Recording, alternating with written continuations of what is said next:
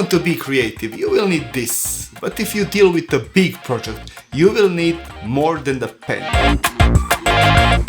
Imagine that you have start position and back position. Between these positions are obstacles. With a small project, small obstacles. With a big project, big obstacles. It's a jungle.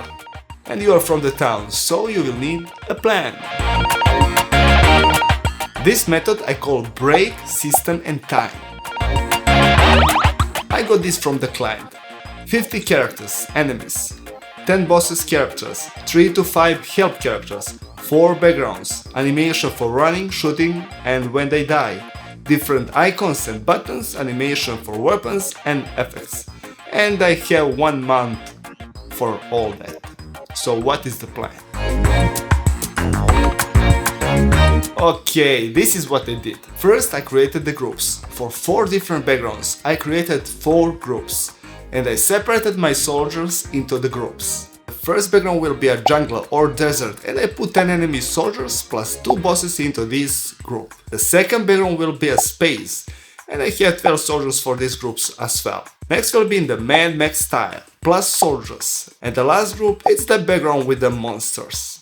With these groups I already have an idea of how my characters will look and end, but I'm still short with the time. So I need... The second step is the system. I need to find what is the same for all these characters, backgrounds and other parts of the game. I will give you an example. I need to create over 50 characters. So what is the same for these characters? The shapes of the body. I need to animate all characters with rigging. The body needs to be separated into key parts, such as arms, legs and head. When I start to draw a character, the basis of the body is the same for all characters. And after that I can change the proportions of the body, details and stuff like that.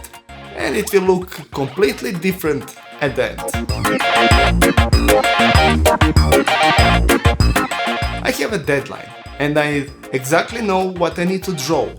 So I need to create tasks.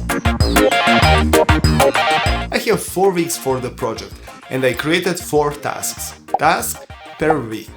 In the first week I will sketch the whole game. In the second I will create vectors from the sketches.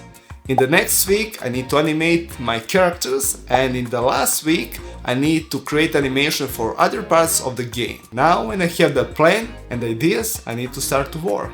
So we will see in the next episode.